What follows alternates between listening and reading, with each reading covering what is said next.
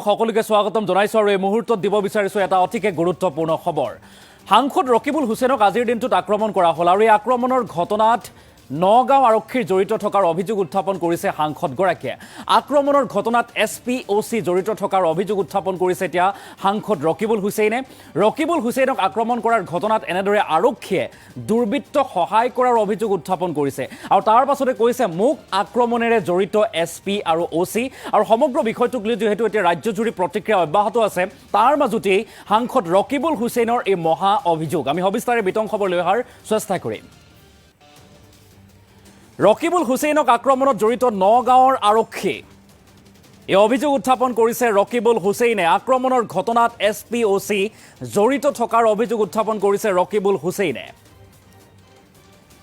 আৰু ৰকিবুল হুছেইনক আক্ৰমণ কৰাৰ ঘটনাত আৰক্ষীয়ে দুৰ্বৃত্তক সহায় কৰাৰ অভিযোগ। আৰক্ষীয়ে দুৰ্বৃত্তক এক প্ৰকাৰে সহায় কৰাৰ অভিযোগ উত্থাপন কৰিছে ৰকিবুল হুছেইনে আৰু ঘটনাৰ পূৰ্বানুমান কৰি আৰক্ষীক অৱগত কৰিছিল সাংসদগৰাকীয়ে। বাৰম্বাৰ ফোন কৰিছিলোঁ বুলি উল্লেখ কৰিছে। SPOCক জনোৱাৰ পিছতো মোক আক্ৰমণ কৰিলে দুৰ্বৃত্তই আৰু মোৰ নিৰাপত্তাৰক্ষীয়ে মোক এৰি ভয়তে পলাই পতং দিলে। মোৰ নিৰাপত্তাৰক্ষীয়ে মোক এৰি ভয়তে পলাই পতং দিলে বুলি উল্লেখ কৰিছে। OCক জনোৱাৰ পিছতো মিটিঙলৈ যোৱাত মোক সুবিধা কৰি নিদিলে এই মন্তব্য কৰিছে সাংসদগৰাকীয়ে। আৰু মই জীয়াই থকালৈকে ৰাইজৰ পক্ষত মাত মাতিম। মোৰ উশাহ কোনোবাই বন্ধ কৰিব বিচাৰিছে কিন্তু মোৰ উশাহ যেতিয়ালৈকে থাকিব মই তেতিয়ালৈকে ৰাইজৰ পক্ষত থাকিম আৰু মই ভয় নকৰোঁ বুলি উল্লেখ কৰিছে সাংসদ ৰকিবুল হুছেইনে। ৰকিবুল হুছেইনক আক্ৰমণত জড়িত নগাঁও আৰক্ষীয়ে অভিযোগ এতিয়া সাংসদগৰাকীৰ আৰু আক্ৰমণৰ ঘটনাত SPOC জড়িত থকাৰ অভিযোগ এনেদৰে ৰকিবুল হুছেইনৰ। আজিৰ দিনটোত নগাঁৱৰ ৰূপহীহাটত এক ঘটনা সংঘটিত হ'ল য'ত এগৰাকী জনপ্ৰতিনিধি এগৰাকী সাংসদ ৰকিবুল হুছেইনক দুৰ্বৃত্তই মুখত কলা কাপোৰ বান্ধি আক্ৰমণ কৰিলে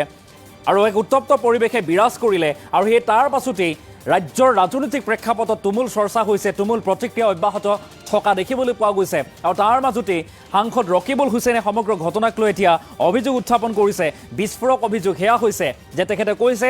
মোক যি আক্ৰমণ কৰা হ'ল এই আক্ৰমণত আৰক্ষীয়ে দুৰ্বৃত্তক সহায় কৰাৰ অভিযোগ আৰু সমান্তৰালভাৱে এই আক্ৰমণৰ ঘটনাত জড়িত আছে SP আৰু OC। মন্তব্য আছে কি অভিযোগ উত্থাপন কৰিছিল সাংসদগৰাকীয়ে, মন্তব্য আগবঢ়াইছোঁ। আহি থাকোঁতে পুলিচে আমিও গম পাইছিলোঁ তাত ৰখি আছে বুলি, কিন্তু এনেকৈ ব্যক্তিগত গাত মাৰি পেলোৱাৰ বুলি আমি ভবা নাছিলোঁ। SPক যেতিয়া ক'লোঁ SPয়ে ক'লে যে মই OCক কৈ দিছোঁ আৰু সেইমতে মই এজন ছিনিয়ৰ মানুহ মই আগতীয়াকৈ যোৱাকালিও কথাখিনি জনাইছোঁ, লিখিতভাৱে জনাইছোঁ আৰু এইখিনি আপোনাৰ OCক মই কথা পাতিলোঁ। OCয়ে ক'লে যে আপুনি আহক, আহিলে আমি আপোনাক ৰূপহী তিনিআলিৰ পৰা আমি লৈ যাম, মিটিঙলৈকে থৈ দিম, অলপ দূৰ লাগে। তাৰপিছত মই অহা ৰাস্তাত আকৌ OCক ফোন কৰিলোঁ। OCয়ে কৈছে যে মই তিনিআলিত ৰখি আছোঁ, আপুনি আহক। মই তিনিআলিত আহি যেতিয়া মই মটৰচাইকেল দুখনত উঠি এখনত উঠি আৰু দুজনত মই চিকিউৰিটি উঠি মই যেতিয়া আহি আছিলোঁ তেতিয়া দেখিলোঁ যে OC তাত নাই। OCক আকৌ ফোন কৰোঁতে ক'লে যে মই কলেজৰ ওচৰত ৰখি আছিলোঁ। তাৰমানে OC সেইফালেদি আহোঁতে যি 20-30টা ল'ৰা আমাৰ ডকাইত চুৰ দিন দুপৰত ৰখি আছে, যিসকলক আমাৰ ইলেকশ্যনৰ সময়ত আমাৰ MLA সকলক গাড়ী ভাঙাৰ পিছতো বিভিন্ন ধৰণৰ অত্যাচাৰ কৰাৰ পিছতো কোনো একশ্যন হোৱা নাই। হিমন্ত বিশ্ব শৰ্মা ডাঙৰীয়াই ৰাতি ৰাতি তেওঁলোকৰ লগত অপেনলি খোলাকৈ যেতিয়া কথা পতা আৰম্ভ কৰিলে তেখেতসকলৰ সাহস বাঢ়ি গ'ল আৰু সেইকাৰণে আজি দুৰ্দান্ত ডকাইত চুৰ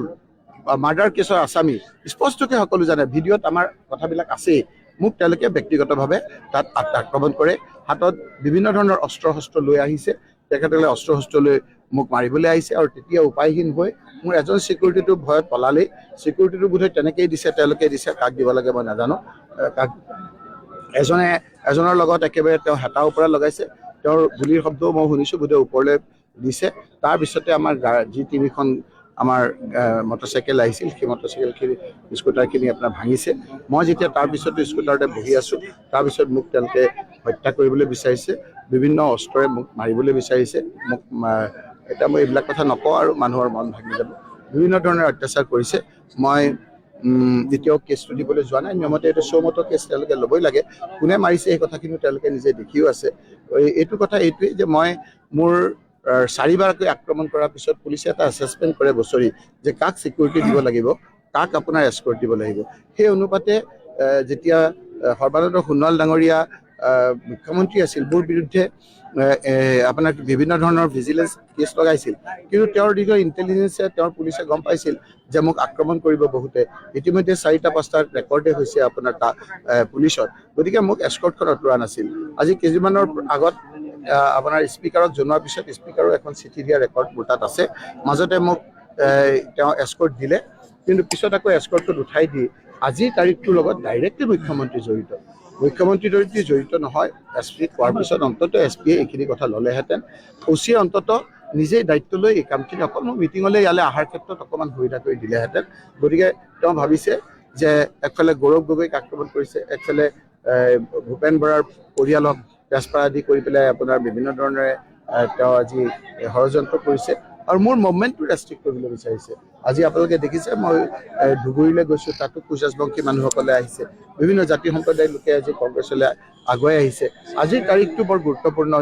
দিন যদি মই জীয়াই থাকোঁ বোধহয় মোক মাৰি পেলাব যদি মই জীয়াই থকালৈকে মই মুখ্যমন্ত্ৰী হিমন্ত বিশ্ব শৰ্মাৰ কথাবিলাক ক'ম আজিৰ পৰা আৰু বেছিকৈ ক'ম ৰাইজৰ মাজত থাকিম খালি আমি এটা কথা কৈছোঁ যে সকলোৰে মিলনেৰে থকাৰ কাৰণে জাতি জনগোষ্ঠী সকলো মিলনৰ কাৰণে আমি যুঁজিম সাহসেৰে যুঁজিম মোক মাৰি পেলাই একেবাৰে উশাহ নিশাহ বন্ধ কৰাকৈ নামাৰালৈকে উশাহ থকালৈকে মই ৰাইজৰ পক্ষত থাকি ৰাইজৰ লগত যুঁজিম মই এটা সিদ্ধান্ত ল'ব লাগিব যে হিমন্ত বিশ্ব শৰ্মাৰ ভয়ত পেপোৱা হৈ মই ঘৰৰ ভিতৰত সোমাই থাকিব লাগিব নে মই ৰাইজৰ ওচৰত থাকিব লাগিব আজি মোক আক্ৰমণ কৰাৰ পাছতো মই ৰাইজৰ মাজলৈ আহিছোঁ আপোনালোকে মোক বিচাৰি ইয়ালৈ আহিবলগীয়া হৈছে এইকাৰণে মই কৈছোঁ যে কোনো ক্ষেত্ৰত মোক বাধা দি ৰাখিব নোৱাৰে আজি মই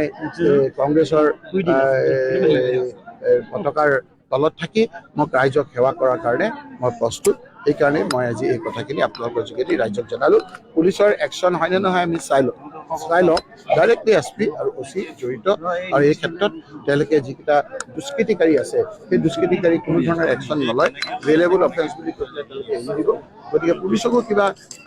আপোনাক কৈ পেলাই লাভ আছে বুলি মই নাভাবোঁ এনেকৈ বহুতো কৈছোঁ আৰু এই মন্তব্য আমি আগবঢ়াৰ চেষ্টা কৰিলোঁ নগাঁও আৰক্ষীৰ জড়িত থকাৰ অভিযোগ উত্থাপন কৰিছে এনেদৰে সাংসদ ৰকিবুল হুছেইনৰ আক্ৰমণত জড়িত নগাঁও আৰক্ষী আৰু SP OC জড়িত থকাৰ অভিযোগ ঘটনাৰ অনুমান কৰি তেখেতে আৰক্ষীক অৱগত কৰিছিল যে তেখেতৰ নিৰাপত্তা বৃদ্ধি কৰিব লাগে যে তেখেতৰ এখন মিটিঙলৈ যাব আৰু সেই মিটিঙৰ ক্ষেত্ৰত তেখেতক সহায় কৰিব লাগে কিন্তু আৰক্ষীয়ে কথা দিছিল যদিও কিন্তু ঘটনাস্থলীত উপস্থিত নহ'ল আৰু তাৰ পিছতেই এই ঘটনা সংঘটিত হ'ল আৰু এনেদৰে আৰক্ষীক অৱগত কৰাৰ পাছতো সহায় লাভ নকৰিলোঁ বুলি উল্লেখ কৰিছে সাংসদ ৰকিবুল হুছেইনে আজিৰ দিনটোত ৰূপহী হাতত তেখেতে আক্ৰমণৰ বলি হ'ল অচিনাক্ত দুৰ্বৃত্তই আক্ৰমণ কৰিলে আৰু তেখেতৰ নিৰাপত্তাৰক্ষী দেহৰক্ষীও আক্ৰমণ কৰিলে আৰু দেহৰক্ষীয়ে পলাই পতং দিলে সাংসদগৰাকীক এৰি সেই মন্তব্যও কৰিছে সাংসদগৰাকীয়ে যদি সম্ভৱ হয় আমি দৃশ্যাংশ দেখুৱাম দিনৰ ভাগত কেনেদৰে আক্ৰমণ কৰা হৈছিল কি হৈছিল কেনেধৰণৰ উত্তপ্ত পৰিৱেশে বিৰাজ কৰিছিল পূৰ্বৰ দৃশ্যাংশ আছে আমি দৃশ্যাংশ লৈ অহাৰ চেষ্টা কৰিম আমি পুনৰবাৰ উল্লেখ কৰিছোঁ তাৰ পাছতে সাংসদ ৰকিবুল হুছেইনৰ এটা ডাঙৰ অভিযোগ সেয়া হৈছে যে নগাঁও আৰক্ষী জড়িত আছে এই আক্ৰমণৰ ঘটনাত নগাঁও আৰক্ষী জড়িত আছে অৰ্থাৎ দুৰ্বৃত্তক নগাঁও আৰক্ষীয়ে সহায় কৰিছে আৰু সহায় কৰাৰ পৰিপ্ৰেক্ষিততেই এনেদৰে মুখ আক্ৰমণ কৰিব পাৰিলে সেই দৃশ্যাংশ আমি দেখুৱাইছোঁ কেনেধৰণৰ পৰিৱেশে বিৰাজ কৰিছিল মন কৰক ক্ৰিকেট বেটেৰে আক্ৰমণ কৰা হৈছে সাংসদগৰাকীক আৰু সাংসদগৰাকী দুচকীয়া বাহনত গৈছিল হেলমেট পৰিধান কৰি আছিল বাবেহে কথমপি ৰক্ষা পৰিছে বুলি কোৱা হৈছে আৰু তাৰ পাছত তেখেতে স্কুটিৰ পৰা ৰাজপথতে বাগৰি পৰিছে আৰু তাৰ পাছত নিজৰ প্ৰাণৰ মমতাত দৌৰিবলগীয়া হৈছে তেখেতৰ পুত্ৰ লগত আছিল তানজিল হুছেইন লগত আছিল কেইবাগৰাকী লোক আছিল এখন মিটিঙলৈ যোৱাৰ কথা আছিল আৰু মিটিঙলৈ যোৱাৰ পথতে এনেদৰে দুৰ্বৃত্তই আগভেটা দিছে আৰু আক্ৰমণ কৰিছে আৰু সমগ্ৰ বিষয়টোক লৈ এতিয়া ৰাজনৈতিক প্ৰেক্ষাপটত তুমুল চৰ্চা হৈছে আৰু সমান্তৰালভাৱে বিধানসভাৰ সদনৰ মজিয়াটো বিষয়টোক লৈ আলোচনা হৈছে ৰাজ্যৰ মুখ্যমন্ত্ৰী ডক্টৰ হিমন্ত বিশ্ব শৰ্মায়ো আজিৰ দিনটোত প্ৰতিক্ৰিয়া আগবঢ়াইছে যে নগাঁও ৰূপহীহাট লাহৰীঘাট চামগুৰি ইত্যাদি স্থানলৈ যদি ৰকিবুল হুছেইন যায় তেনেহ'লে ধুবুৰীৰ সাংসদগৰাকীৰ নিৰাপত্তা বৃদ্ধি কৰি পঠোৱা হ'ব এনেদৰে এতিয়া প্ৰতিশ্ৰুতি ব্যক্ত কৰিছে বা দিছে মুখ্যমন্ত্ৰী ডক্টৰ হিমন্ত বিশ্ব শৰ্মাই আমি কিছু দৃশ্যাংশ দেখুৱাইছোঁ আজিৰ দিনটোত কেনেধৰণৰ পৰিৱেশে বিৰাজ কৰিছিল হাই হুলস্থুলীয়া পৰিৱেশ এক উত্তপ্ত পৰিৱেশে বিৰাজ কৰিছিল কিয়নো এগৰাকী সাংসদ জনপ্ৰতিনিধি আৰু এইগৰাকী জনপ্ৰতিনিধিক আক্ৰমণ কৰা হ'ল আৰু আক্ৰমণ কৰাৰ আঁৰত নগাঁও আৰক্ষী জড়িত থকাৰ অভিযোগ বা মহাবিস্ফোৰক অভিযোগ আনিছে সাংসদ ৰকিবুল হুছেইনে আৰক্ষীক অৱগত কৰাৰ পাছতো আৰক্ষীয়ে কোনো ধৰণৰ সহায় নকৰিলে বুলি উল্লেখ কৰিছে আৰু তাৰ পাছতেই আৰক্ষীক যেন হাত উজান দিলে আৰক্ষীয়ে যেন দুৰ্বৃত্তক হাত উজান দিলে এনেধৰণৰ ঘটনা সংঘটিত কৰিবলৈ আৰু তাৰ পাছতে এতিয়া ৰাজ্যৰ গৃহ বিভাগক লৈ প্ৰশ্ন উত্থাপন হৈছে সাধাৰণ দুখীয়া দৰিদ্ৰ জনতা বা ৰাজ্যৰ জনতা জনসাধাৰণ কিমান সুৰক্ষিত এগৰাকী জনপ্ৰতিনিধিক যেতিয়া এনেদৰে দিন দুপৰতে দুৰ্বৃত্তই আক্ৰমণ কৰিব পাৰে তেনেহ'লে সাধাৰণ জনতা কিমান সুৰক্ষিতক লৈ এতিয়া প্ৰশ্ন উত্থাপন হৈছে লগতে বিভিন্ন দল সংগঠনে প্ৰতিক্ৰিয়া আগবঢ়াইছে মাত মাতিছে যে ধিক্কাৰ জনাইছে গৰিহণা দিছে সমগ্ৰ বিষয়টোক পুনৰবাৰ উল্লেখ কৰিছোঁ এই সমগ্ৰ ঘটনাত নগাঁও আৰক্ষী জড়িত থকাৰ বিস্ফোৰক অভিযোগ আনিছে এতিয়া সাংসদ ৰকিবুল হুছেইনে পুনৰবাৰ সাংসদ ৰকিবুল হুছেইনে কি মহা বিস্ফোৰক অভিযোগ আনিছে মন্তব্য আগবঢ়াইছোঁ